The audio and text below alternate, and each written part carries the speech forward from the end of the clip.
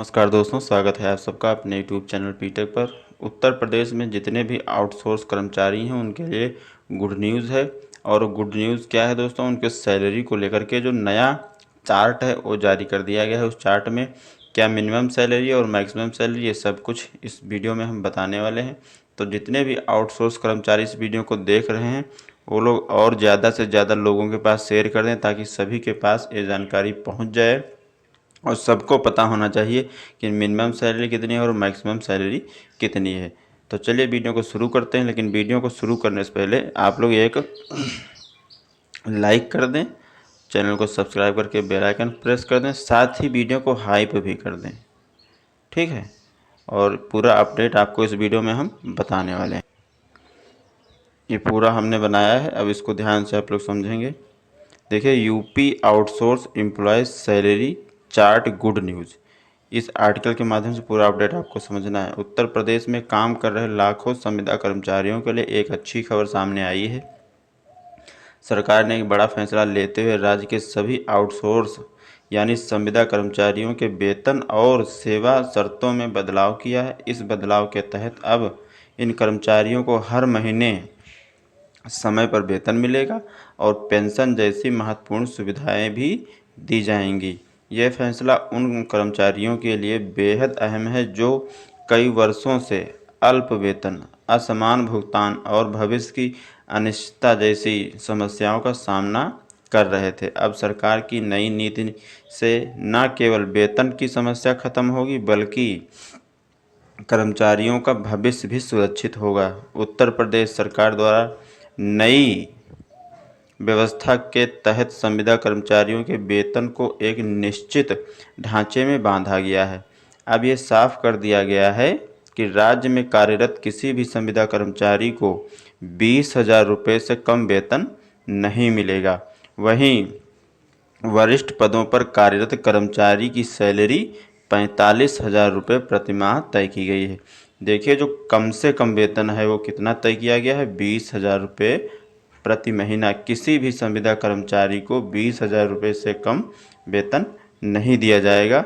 और जो वरिष्ठ कर्मचारी हैं उनको सैलरी मिलेगी 45,000 रुपये प्रति महीना, ये तय की गई है। और आगे देखते हैं। सरकार ने यह भी स्पष्ट किया है कि वेतन का निर्धारण कर्मचारी की योग्यता, पद और विभागीय आवश्यकता के आधार पर किया जाएगा।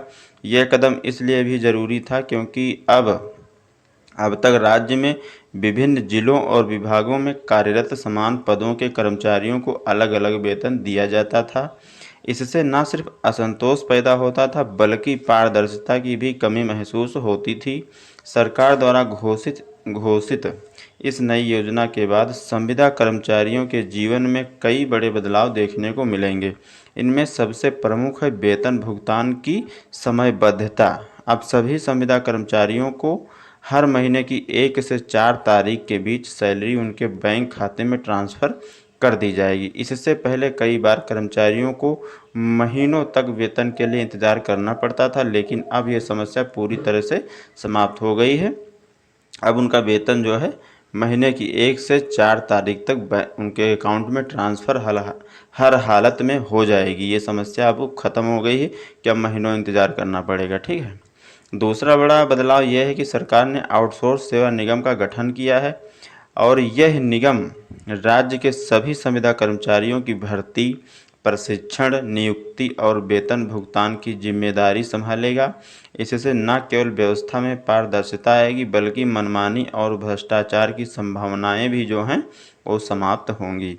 संविदा कर्मचारियों के लिए सबसे बड़ी राहत की बात यह है कि अब उन्हें पेंशन की सुविधा भी दी जाएगी। यदि कोई कर्मचारी 10 साल, इसको हम थोड़ा ऊपर बढ़ाते हैं। हाँ, अब यहाँ देखिए, यदि कोई संविदा कर्मचारी 10 साल तक लगातार सेवा करता है तो उसे रिटायरमेंट के बाद 1,000 रुपये से लेकर के 7,500 रुपये प्रति महीना तक की पेंशन मिलेगी, ठीक है। इसका सीधा मतलब यह है कि अब संविदा कर्मचारी भी रिटायरमेंट के बाद आर्थिक रूप से सुरक्षित रहेंगे। पहले तक इस वर्ग के कर्मचारियों को नौकरी से हटने के बाद किसी भी तरह की वित्तीय सहायता नहीं मिलती थी, जिससे वे अपने भविष्य को लेकर हमेशा चिंतित रहते थे। अब सरकार के इस फैसले से उनकी सामाजिक और आर्थिक सुरक्षा दोनों सुनिश्चित होंगी। देखिए, अगर ये अपडेट आप लोगों को अच्छा लग रहा है तो शेयर ज़रूर कर दें, ज़्यादा से ज़्यादा लोगों के पास आपको शेयर ज़रूर कर देना है। जितने भी उत्तर प्रदेश में आउटसोर्स के कर्मचारी हैं उन सभी के पास इस अपडेट को ज़रूर पहुंचाएं शेयर करके, ठीक है। और कुछ अपडेट है, ये आगे हम देखेंगे।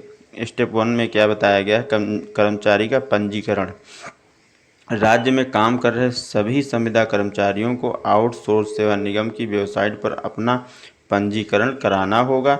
पंजीकरण के दौरान उन्हें अपनी योग्यता, अनुभव, विभाग और वर्तमान पद से जुड़ी जानकारी देनी होगी। एक स्टेप ये हो गया। और जो दूसरा स्टेप है, दूसरे स्टेप में बताया गया दस्तावेज सत्यापन। पंजीकरण के बाद कर्मचारियों के सभी दस्तावेजों की जांच की जाएगी। यह प्रक्रिया पूरी तरह से ऑनलाइन होगी और पारदर्शिता सुनिश्चित की जाएगी। तीसरा स्टेप है सैलरी वर्ग निर्धारण। जांच के बाद कर्मचारी को उसके पद, शैक्षिक योग्यता और अनुभव के आधार पर सैलरी वर्ग में रखा जाएगा। और इसमें 4 श्रेणियां होंगी, प्रथम श्रेणी, द्वितीय श्रेणी, तृतीय श्रेणी और चतुर्थ श्रेणी। 4 श्रेणियों में कर्मचारी रखे जाएंगे। उसके बाद में है नियुक्ति पत्र और अनुबंध। सैलरी वर्ग तय होने के बाद निगम की ओर से कर्मचारी को नियुक्ति पत्र और सेवा अनुबंध दिया जाएगा, जिसमें वेतन, सेवा अवधि और अन्य नियम स्पष्ट होंगे। स्टेप 5 बैंक खाता लिंक और भुगतान। कर्मचारी का वेतन हर महीने की 1 से 4 तारीख के बीच सीधे उनके बैंक खाते में ट्रांसफ़र किया जाएगा। इसके लिए बैंक खाता आधार से लिंक होना अनिवार्य होगा। देखिए, अब जब ये सारे स्टेप फॉलो किए जाएंगे तो जो सैलरी है आपके अकाउंट में 1 से 4 तारीख के बीच में आ जाएगी। और इसके लिए जो आपका बैंक अकाउंट है वो आधार से लिंक होना चाहिए, ठीक है। और जो 6 नंबर का स्टेप है इसको क्या देखेंगे, सेवा का रिकॉर्ड और पेंशन ट्रैकिंग। कर्मचारी की सेवा अवधि का पूरा रिकॉर्ड निगम द्वारा ऑनलाइन रखा जाएगा। यदि कोई कर्मचारी 10 साल तक सेवा करता है तो उसे स्वतः पेंशन के लिए पात्र माना जाएगा। ये बहुत अच्छी अपडेट है, ये जो है बहुत अच्छा है दोस्तों।